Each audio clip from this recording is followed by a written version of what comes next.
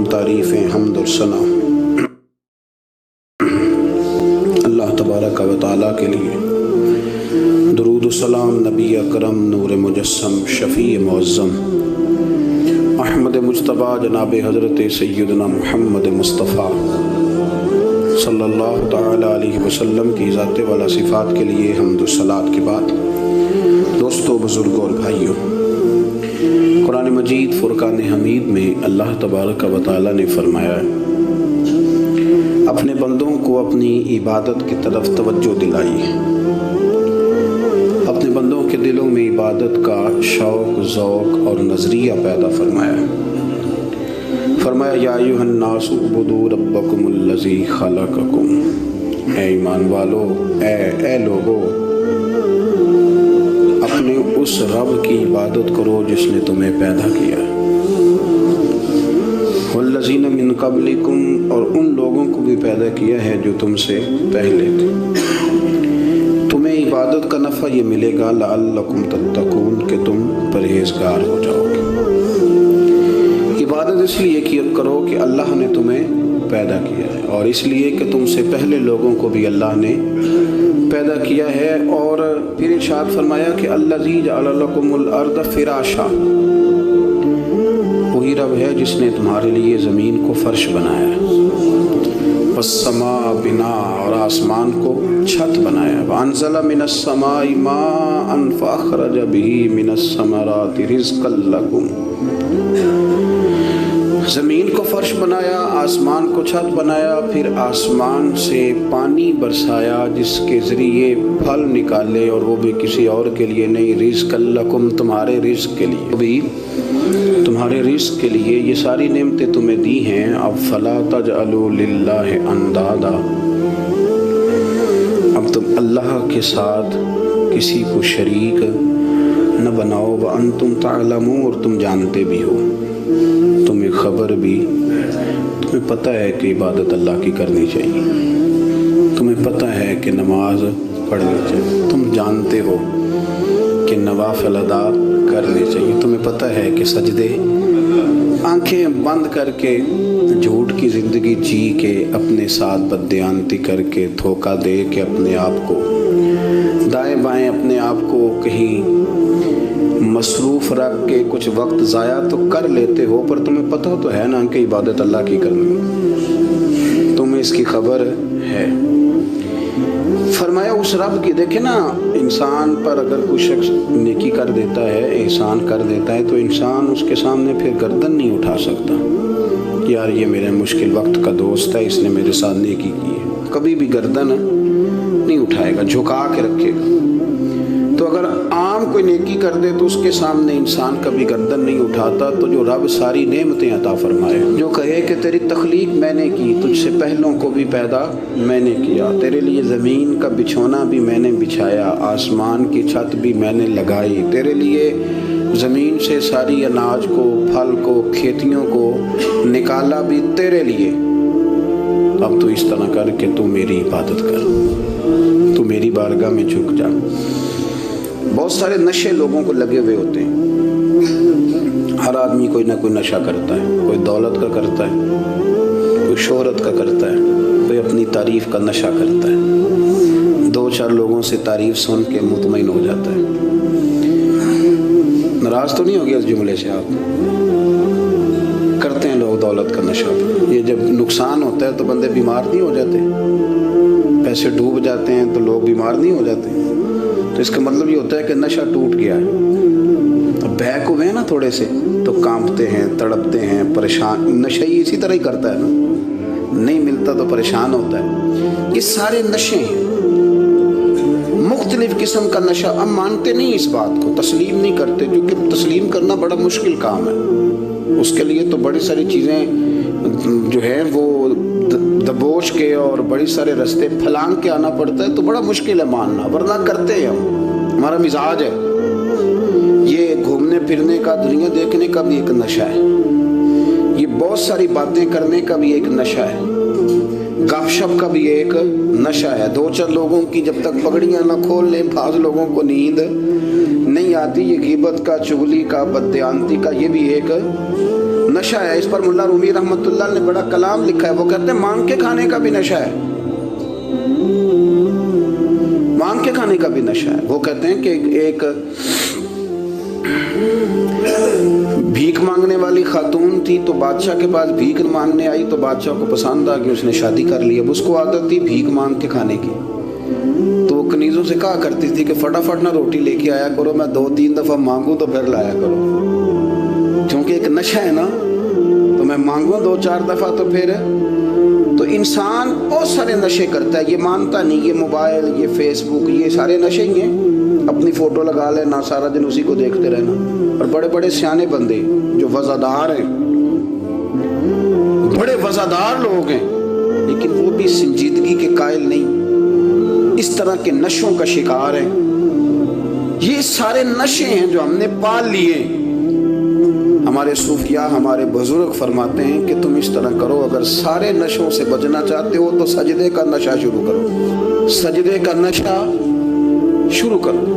یہ نا اقبال کہتے ہیں عطار ہو, رومی ہو, رازی. آپ بات کو سمجھیں, عطار ہو, رومی ہو, رازی ہو, غزالی ہو, کچھ ہاتھ نہیں آتا بے آہ سحر گاہی. کہتے ہیں بہت بڑا صوفی ہو جیسے فرید الدین عطار تھے, بہت بڑا تصوف کا امام ہو جیسے امام غزالی تھے, بہت بڑا تفسیر کا استاد ہو جیسے امام رازی ہو. عطار ہو, رومی ہو, رازی ہو, غزالی ہو, پر کچھ ہاتھ نہیں آتا بے آہ سحر گاہی. اگر سویرے اٹھ کے روتا نہیں نا اللہ کی بارگاہ, اگر تہجد نہیں نہ پڑھتا, تو کچھ ہاتھ نہیں آتا بے آہ سحر گاہی. پھر اس کو کوئی چیز نصیب. میری بات کی سمجھ آ رہی ہے آپ حضرات؟ جب تک آپ سویرے نہیں اٹھتے, آپ اللہ اللہ نہیں کرتے, آپ کو نوافل کا چسکا نہیں, عبادت کا مزہ نہیں. فرمایا میری عبادت کرو, یہ شوق پیدا کرو, میں نے تمہیں پیدا کیا ہے. ہم لوگوں کے نشے ہیں, مختلف نشے ہیں, بڑا عجیب رنگ ہے. محفل کی صدارت کرنے والے بڑے پیر صاحب, بڑے القابات, اوہو, بیچ میں سے بندہ تلاش کرنے سے بھی نہیں مل رہا, اتنے بڑے لقب ہیں اس کے. لیکن وہ سج سمر کے 2.5 گھنٹے بیٹھا رہا محفل میں, اور نماز کا وقت آیا تو اس نے مختصر سی پڑھی, وہ نکل گیا. وہ ہلکے سے سجدے کیے. او اتنا بڑا عشق رسول نعت کا, او ہو کیا بات ہے. اور عشق رسول کا بہت بڑا پیغامبر, بہت بڑا مبلغ, اور بیچارہ سمجھ ہی نہیں سکا کہ اللہ کے رسول نے فرمایا تو نماز پڑھ, میری آنکھیں ٹھنڈی ہو جائیں گی. تو یہ نشے کے عادی تو ہیں, پر حقیقت کے قائل نہیں ہیں. یہ بس ٹھیک ہے, خوابوں کی دنیا میں لوگ زندہ ہیں, پر جن کو یہ جو نشہ تھا نا عبادت کا, یہ میرے رسول پاک کی چاہت ہے, یہ میرے نبی کریم علیہ السلام کی. آپ دیکھیں نا, حضور مہینوں جا کے غار حرا میں بیٹھتے. کیا وہاں تبلیغ کرتے تھے؟ کوئی کتاب لکھتے تھے؟ رسول کریم علیہ السلام مہینہ رہتے غار حرا میں. کوئی نہ مجھے دیکھے, کوئی نہ مجھے ملے. حضور یہاں کیا ہے؟ فرمایا میں اپنے رب کی عبادت کروں گا. نبی کریم علیہ السلام نے سجدوں کے ساتھ پتھروں اور پہاڑوں کو آباد کر دیا, سجدوں کے ساتھ. آپ کا سجدہ آپ کو بہت ساری چیزوں سے چھڑا لیتا ہے, یہ بہت ساری جگہوں سے جھکنے سے بچا لیتا ہے. صوفیاء, اولیاء یہ کیا کرتے تھے؟ یہ سجدے کا ذوق ہی تو پیدا کرتے تھے. سجدے کا ذوق. شاہ عبد العزیز دباغ رحمۃ اللہ تعالی علیہ اپنے مریدوں سے فرمایا کرتے تھے کہ اگر تم پکے نمازی بن جاؤ نا, تہجد گزار ہو جاؤ, تو میرے پاس آنا جانا چھوڑ دینا. عرض کی حضور کیوں؟ فرمایا میں تمہارے اور رب رسول کے راستے میں رکاوٹ نہیں بننا چاہتا, اب میرا مقصود ہے تمہیں وہاں تک پہنچانا. جب پہنچ گئے تو پھر میری ضرورت ختم ہو گئی. ہاں کبھی وسوسہ آئے, شک پیدا ہو, تکلیف ہو تو آنا, ورنہ میں نہیں چاہتا کہ میں رکاوٹ بنا رہوں.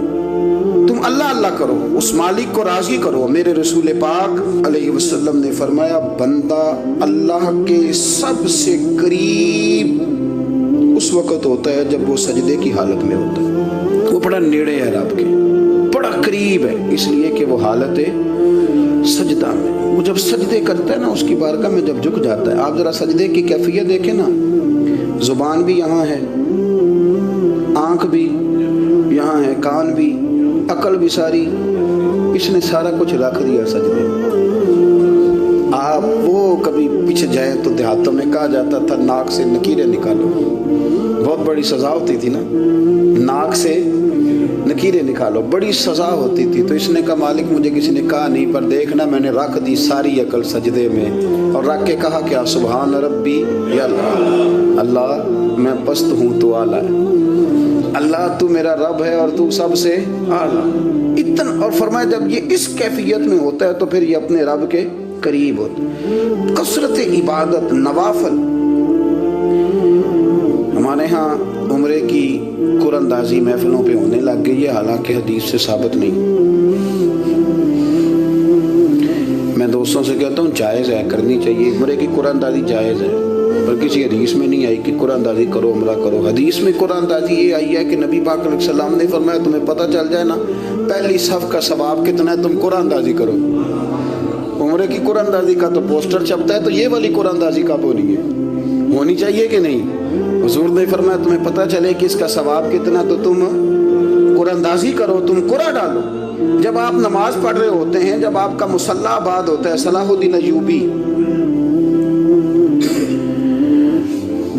ایک بزرگ سے ملاقات ہو گئی، بیت المقدس پر قبضہ تھا عیسائیوں کا. صلاح الدین بڑے پریشان تھے. بابا جی کہنے لگے پتر کیا ہوا؟ کہنے لگے حضور پتہ چلا ہے دشمن کے 2 بحری بیڑے اسلحہ لے کے آ رہے ہیں. مسلمان پہلے ہی کمزور ہیں، اور اب اگر 2 بحری بیڑے اور آ گئے تو حضور مسئلہ بن جائے گا. تو میں پریشان ہوں کہ کس طرح یہ کم مسئلے والی ہماری فوج ہے کیسے مقابلہ کرے گی. تو بابا جی کہنے لگے پتر اس طرح کرنا، آج رات تو بھی دعا کرنا اور میں بھی کروں گا، تو بھی دعا کرنا. آپ ناراض نہ ہونا، ہم تو پیروں والے ہیں، ہم تو پیروں کے نوکر غلام ہیں، ہمارا تو گزارا ہی نہیں، ہمیں تو ملتا ہے سارا کچھ وہاں سے. پھر میرا سوال یہ ہے کہ تعویذ لینے جاتے ہو نفل کیوں نہیں پڑھتے؟ رات اللہ اللہ کیوں نہیں کرتے؟ یہ بھی تو ہمارے بزرگوں کا ہی طریقہ ہے، انہوں نے تو ہمیں سکھایا ہے. صلاح الدین ایوبی سے بزرگوں نے کہا کہ رات آج نا اللہ اللہ کرنا، تو میں تیرے لیے دعا کروں گا، تو بھی دعا کرنا. بندہ جب دکھی ہوتا ہے تو سجدہ کرتا ہے، تو پھر ہی تو مصلی بھیگ جاتا ہے، پھر ہی تو مزہ آتا ہے. سکھی بندہ تو کعبے جا کے نہیں روتا. دکھی تھے، تکلیف تھی، تو سر رکھا سجدے میں تو تڑپ گئے. اور وہ بابا جی کہتے ہیں میں مسجد آیا تو صلاح الدین چیخیں مار کے رو رہا تھا اور کہہ رہا تھا مالک میں کوئی اپنی شان کے لیے تو نہیں نہ لڑ رہا، اللہ کو میں کوئی قبضوں کے لیے تو نہیں لڑ رہا، مالک تیرے لیے لڑ رہا ہوں، مجھے بے آبرو نہ کرنا، میری مدد فرمانا. کہتے ہیں میں آیا تھا کہ مسجد میں دعا کروں گا، پر صلاح الدین ایوبی کو روتے دیکھا تو میں لوٹ گیا. تو سویرے صلاح الدین ملے تو بڑے خوش تھے. میں نے کہا پتر کیا ہوا؟ کہنے لگے حضور وہ بحری بیڑے 2 آ رہے تھے نا اسلحہ لے کے، دونوں ڈوب گئے پانی میں ڈوب گئے. تو بابا جی کہنے لگے صلاح الدین وہ پانی میں نہیں ڈوبے، وہ تیرے آنسوؤں میں ڈوب گئے، غرق ہو گئے. وہ جو تو نے مصلی بات کیا تو وہ تیرے آنسوؤں میں ڈوب گئے، وہ غرق ہو گئے، وہ تباہ اتنے قیمتی تھے تیرے آنسو کے بہا لے گئے دشمن کے بحری بیڑوں کو. میرے بھائی ٹھیک ہو گیا جی، میرے عزیز سمجھ لیں اس بات کو ہمیشہ کے لیے، اور اس پر غور کر لیں اچھے طریقے سے کہ میرے رسول کریم سید عالم صلی اللہ علیہ وسلم نے نا ہماری توجہ دلائی، حضور نے ہمیں بتلایا، ہمارا ذوق بڑھایا عبادت کی طرف. ایک صحابی تھے حضرت ابو فاطمہ رضی اللہ تعالیٰ عنہ، یہ ترمذی شریف کی حدیث ہے. نبی پاک علیہ السلام نے فرمایا ابو فاطمہ قیامت کے دن مجھ سے جلدی ملنا چاہتے ہو کہ دیر کے ساتھ؟ تو کہنے لگے حضور کون ہوگا جو دیر سے ملنا چاہے، ہم نے تو جان دے دی وعدہ دیدار پر. اعلیٰ حضرت فرماتے ہیں جان دے دی وعدہ اور نقد اپنا دام ہو ہی جائے گا. مجھے لگتا ہے کہ یہ سودا نقد و نقد ہو جانا ہے، چونکہ ہم نے جان دے دی وعدہ دیدار پر. آپ نے وعدہ کیا تھا کہ مریں گے تو پھر زیارت ہوگی، تو مر گئے ہم زیارت کی خاطر. جان دے دی وعدہ دیدار پر تو نقد اپنا دام ہو ہی جائے گا. اے رضا ہر کام کا ایک وقت ہے، دل کو بھی آرام ہو ہی جائے گا. تو حضرت ابو فاطمہ رضی اللہ تعالیٰ عنہ سے نبی پاک صلی اللہ علیہ وسلم نے فرمایا جلدی ملنا چاہتے ہو کہ دیر سے؟ اس کی حضور فٹافٹ ملنا ہے، میں نے قیامت کے دن آپ سے جلدی ملنا ہے. تو نبی پاک علیہ السلام نے فرمایا پھر اس طرح کرنا دنیا میں رہ کے سجدے زیادہ کرنا، پھر سجدے زیادہ کرنا، قیامت میں ملاقات جلدی ہو جائے گی، قرب ملے گا تمہیں.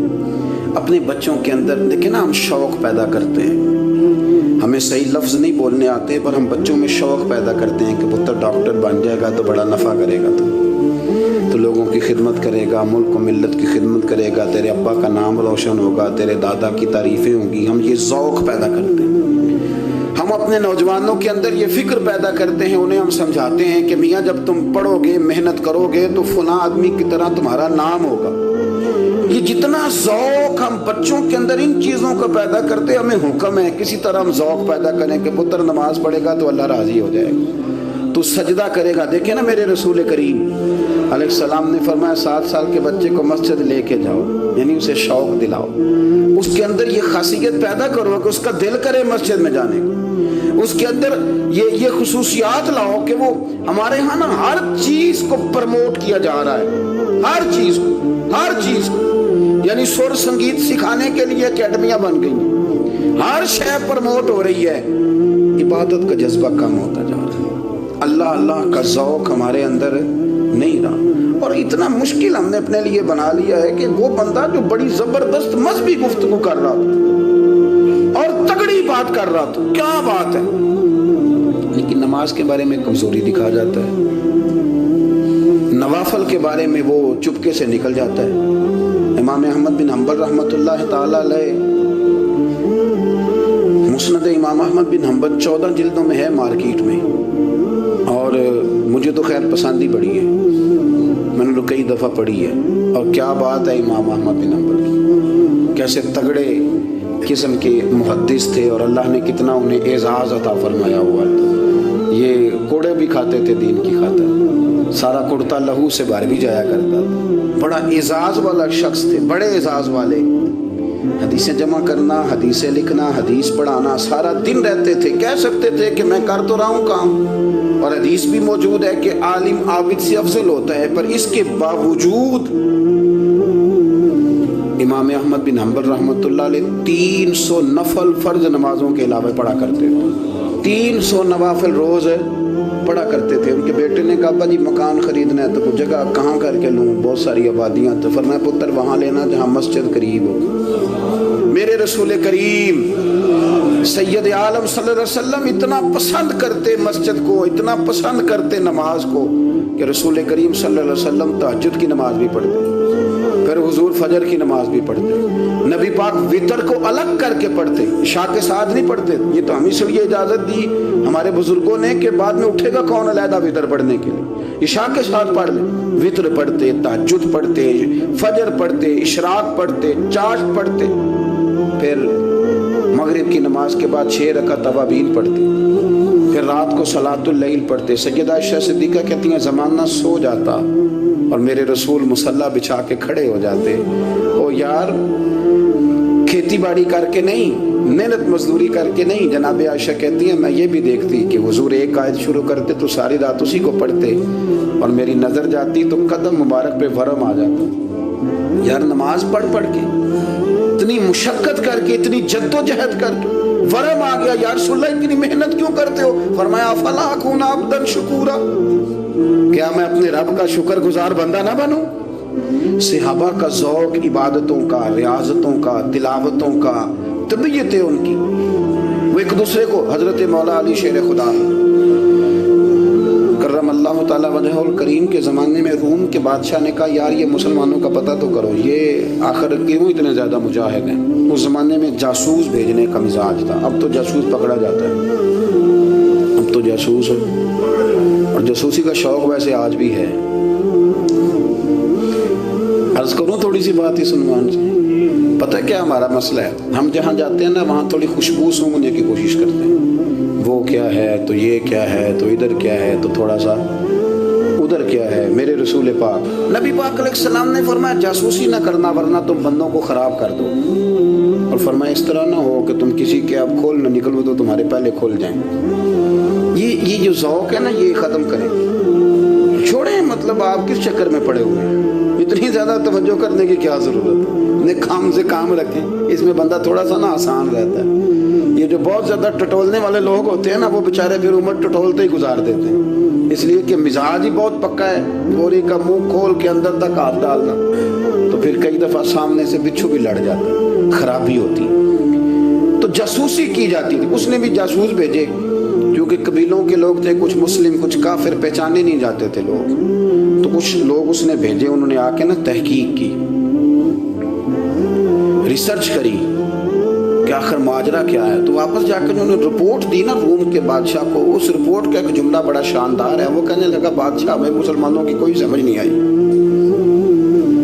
ہمیں کوئی سمجھ نہیں آئی. انہوں نے کہا بھی کیوں نہیں سمجھ آئی؟ کہنے لگے یار عجیب بندے ہیں, جب رات مسلح پہ بیٹھتے ہیں تو یوں لگتا ہے ان کا دنیا سے رشتہ ہی کوئی نہیں, کوئی کسی کو نہیں جانتا. کوئی اپنے دکھ سنا کے رو رہا ہے, کوئی اپنی بات کر کے رو رہا ہے. لگتا ہے کہ ان کا کوئی رشتہ ہے ہی نہیں جب مسلح پہ بیٹھتے ہیں. اور فرمایا جب سویرے یہ جہاد کرنے نکلتے ہیں تو لگتا ہے ان سے زیادہ دلیر ہی کوئی نہیں. حالانکہ جو مسلحوں پہ رونے دھونے کے لوگ ہوتے ہیں وہ کئی دفعہ جہاد میں کام نہیں کرتے, لیکن عجیب لوگ ہیں کہ رات کے راہب ہیں, دن کے مجاہد ہیں, کوئی سمجھ نہیں آتی. میرے عزیز, ان لوگوں نے مسلح آباد کر کے رکھا, تلاوتیں ان کا ذوق رہی, منظر روز پڑھنا, اسباق پڑھنا, وظائف پڑھنا, یہ ان کا ذوق رہا. اعلیٰ حضرت بریلوی رحمت اللہ نے 1000 کتاب لکھی ہے, لیکن الوظیفۃ الکریمہ کے نام سے جو وہ صبح و شام وظائف پڑھتے تھے وہ الگ انہوں نے ان کو بیان کیا, پابندی کے ساتھ اپنی اللہ اللہ کرتے. شیخ شہاب الدین سہروردی رحمت اللہ علیہ, اس پر ایک بندے نے اعتراض کیا. اس نے کہا جی آپ کس قسم کے صوفی ہیں, مرید بیٹھے ہیں اور آپ وہاں نفل پڑھ رہے ہیں. یہ بھی بڑا مسئلہ ہوتا ہے نا, جو بندہ ملنے آتا ہے وہ اپنے ٹائم کے حساب سے آتا ہے, اور اس کا یہ بھی خیال ہوتا ہے کہ پیر صاحب جو ہیں وہ چونکہ درویش ہیں تو نہ انہیں روٹی کھانی چاہیے نہ سونا چاہیے, چونکہ وہ درویش ہیں, اور ہم چونکہ درویشوں کے ماننے والے ہیں لہذا ہمارا یہ طریقہ ہونا چاہیے کہ جیسے ہم کہیں درویش ویسے ہی کر جائے. حالانکہ جس کو ہم درویش کہیں گے آپ اس کی مانیں گے, آپ منوائیں گے نہیں, ہمارا مزاج ہوتا ہے. شیخ شہاب الدین پر لوگوں نے اعتراض کی, حضور لوگ ملنے آئے ہیں, زیارت کرنے آئے ہیں, بندے دعا کرانے آئے ہیں, اللہ اللہ کرانے آئے ہیں, اور آپ نفل پڑھ رہے ہیں. کیا جملہ ہے, کیا حسن ہے, کیا خوبصورتی ہے. فرمانے لگے رب رسول سے مانگنے کے لیے مصلی بچھایا ہے, اگر وہاں سے مانگوں گا نہیں تو تمہیں دوں گا کیا, پہلے مجھے کچھ لے تو لینے دو, اگر میرے پلے کچھ ہے ہوگی تو آگے دوں گا نا. تو میں مانگنے گیا تھا کہ یا اللہ دے, تیرے بندے لینے آئے, دے تو میں کچھ لوں گا تو آگے دوں گا نا. لیکن ہمارا یہ سٹیٹس, یہ مزاج, یہ شعور نہیں ہے. گپیں, کہانیاں, داستانیں, گفتگو, خطابت, واز, کیا بات. لیکن اگر کچھ کرنے کا کام ہو تو وہ نہیں ہم سے ہوتا. میرے نبی کریم صلوات و سلام نے مصلی سے دل لگانے کا درس دیا, حضور نے توجہ دلائی. صحابہ اس ذوق کے حامل لوگ تھے, وہ کوشش کرتے تھے. جناب صدیق اکبر رضی اللہ تعالیٰ عنہ کا عبادت کا مزاج ہمیشہ قائم رہا. حضرت عمر فاروق ساری رات اللہ کے حضور کھڑے رہے. حضرت عثمان غنی رضی اللہ تعالیٰ عنہ عشاء کی نماز پڑھ کے 2 رکعتوں کی نیت باندھتے تھے, 15 سپارے پہلی رکعت میں پڑھ دیتے اور 15 سپارے قرآن مجید کے دوسری رکعت میں پڑھ دیتے. آپ نے نا حضرت عمر فاروق کے وصال کے بعد ان کی ایک بیوہ سے نکاح کیا. حضرت عثمان غنی نے نکاح کیا. وہ خاتون آپ کے نکاح میں آئیں تو عرض کرنے لگی امیر المومنین میرے لیے اعزاز تو بہت ہے کہ میں امیر المومنین کی بیوہ تھی تو امیر المومنین کی منکوحہ ہو گئی ہوں, لیکن حضور نہ تو میں جوان ہوں کہ میرے اندر رغبت ہوتی اور نہ میں اب اس قابل ہوں کہ کوئی خدمت کر سکوں. میرے ساتھ نکاح کی وجہ کیا بنی؟ تو عثمان غنی رو پڑے. فرمانے لگے میں نے عمر فاروق کو مسجد میں اپنے رب سے ڈرتے ہوئے دیکھا ہے, میں نے اسے روتے ہوئے دیکھا ہے, عدل کرتے دیکھا ہے, انصاف کرتے دیکھا ہے, امت کی خیر خواہی کرتے دیکھا. تمہارے ساتھ نکاح اس لیے کیا ہے کہ تم مجھے یہ بتاؤ کہ عمر فاروق گھر کے اندر اپنے رب کو کیسے راضی کرتے تھے, گھر کے اندر کیسے راضی کرتے تھے, وہ طریقے بتلاؤ, تم بتاتی جانا اور میں بھی اسی طرح گھر میں عبادت کروں. میرے رسول کریم علیہ الصلوۃ والسلام نے ارشاد فرمایا, حضور فرمانے لگے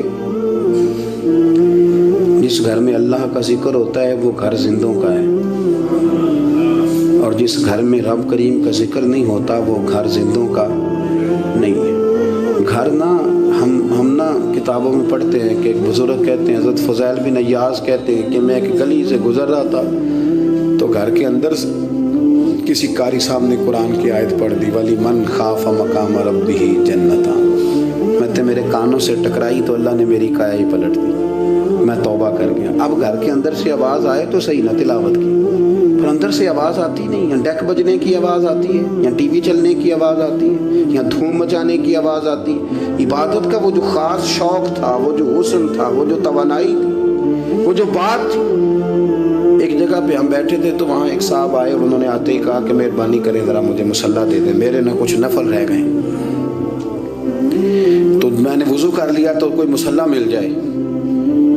مصلی انہیں دے دیا گیا, وہ مصلی لے کے چلے گئے. تو پیچھے ایک صاحب نے تبصرہ کیا, کہنے نے کتنا ریاکار بندہ ہے, لوگوں کو دکھا رہا ہے کہ میں نفل پڑھتا ہوں, ہے کو بات کرنے والی. میں نے اسے کہا, میں نے کہا تو مہربانی کرنا, اس طرح کی ریاکاری تو بھی کر, پکڑ مصلی اور جا تو بھی تھوڑی ریاکاری کر کے آ, اٹھ ذرا شکر کر, کوئی یہ ریاکار بھی ملا ہے, کوئی نفل پڑھ کے ریاکاری کر رہا ہے. اللہ کا میں کہتا ہوں کو پڑھے تو صحیح نہیں, یہ کوئی دور ہے نفل پڑھنے کا, اس میں تو لوگوں کا مزاج ہی نہیں, طبیعت ہی نہیں. میں نے کہا چل مہربانی کر, یہ لے مصلی اور تو بھی جا تھوڑی سی یا کر یا ریاکاری کرو تو صحیح نا, مزاج ہی نہیں. ذوق جمعے کی نماز پڑھ کے یوں دنیا بھاگتی ہے, او ہو پتہ نہیں کون سی پیچھے آگ تھی جو بجھائی جائے گی. اور آج تک لوگ مسئلہ پوچھ رہے ہیں کہ جمعے کی بعد والی سنتیں کتنی ہوتی ہیں. میں نے کہا کتنے سال ہو گئے جمعہ پڑھتے, کتنے سال ہو گئے, ابھی تک سنتوں کا نہیں پتا, ابھی تک نے علم کے پہلے کتنی رکھتے ہیں اور بعد میں کتنی رکھتے ہیں. فجر کی سنتیں کب پڑھنی چاہیے, سنو فجر کی سنتوں کے بارے میں. میرے رسول کریم سید عالم صلی اللہ تعالیٰ علیہ وسلم سے ایک صحابی نے پوچھا تھا, حضور میری فجر کی سنتیں رہ گئیں یا رہ جاتی ہیں تو حکم کیا ہے, کیا انداز ہے حضور کا.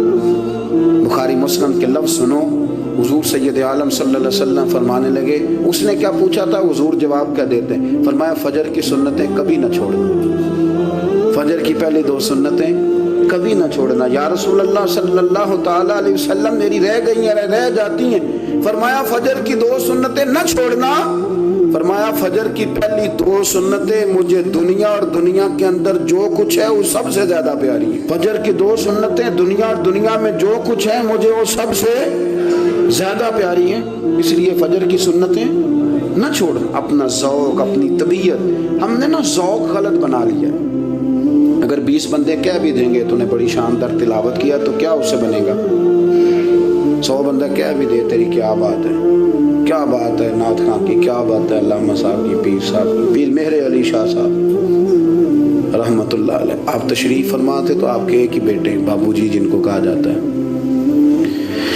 جس دن صاحبزادے پیدا ہوئے تو خادم نہ وہاں سے نکلا.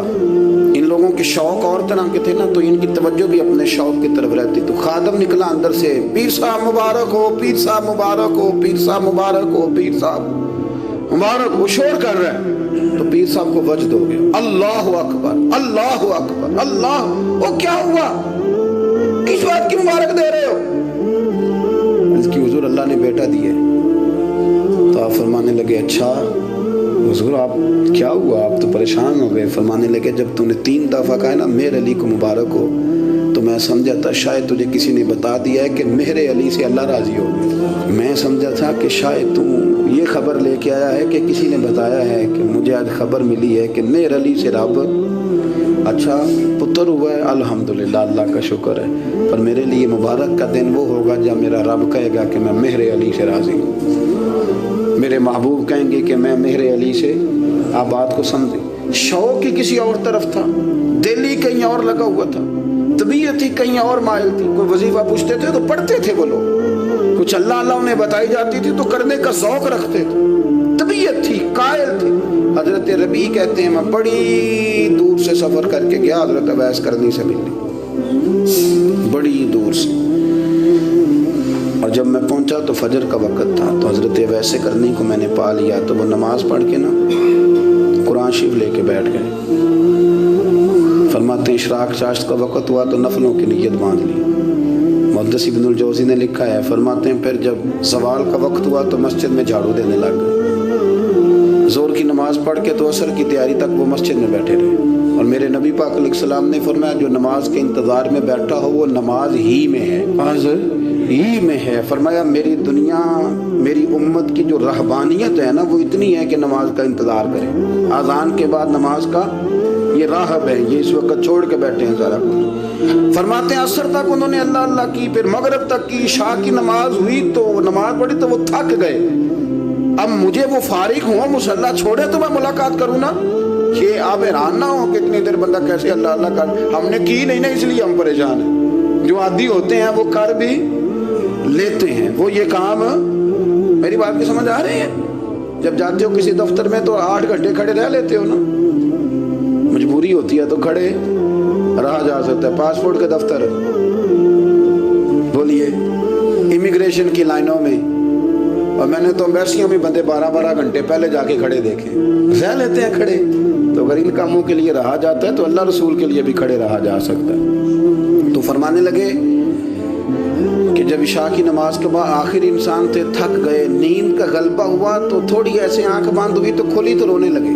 حضرت ویسے کر دیا, رو کے کہنے لگے مالک مجھے غافل تو نہ کر, ابھی میں نے کیا بھی کچھ نہیں, دن ختم ہو گیا, کوئی نفل نہیں, کوئی اللہ اللہ نہیں, اللہ مجھے غافل نہ کر, میری مدد فرما. فرماتے ہیں جب وہ روئے تو میرے ساتھ جو شخص تھا, میں نے کہا اٹھو چلیں. کہنے لگا حضور ملا نہیں. فرمایا جو میں لینے آیا تھا وہ مجھے مل گیا, جو میں ان سے سیکھنے آیا تھا وہ مجھے نصیب ہو گیا, اب اور میں نے کیا لینا, ختم ہو گئی بات, اٹھو چلیں. اللہ کے بندوں نے حضرت ربیہ بن کعب اسلمی رضی اللہ تعالیٰ عنہ فرماتے ہیں, کہتے ہیں جب بنو قریظہ اور بنو نذیر یہودیوں کے ساتھ حضور علیہ السلام نے جنگ کا اعلان فرمایا تو وہ دشمن ہو گئے. ہمیں خطرہ تھا کہ وہ رات کو کہیں محبوب کو تکلیف نہ دیں, تو کچھ لوگ نا تلواریں لے کے نبی پاک کے دروازے پہ پہرے داری کرتے تھے. گن مین رکھنا حرام نہیں, اگر کسی کو واقعی خطرہ ہو تو اس کے لیے سنت بھی ہے.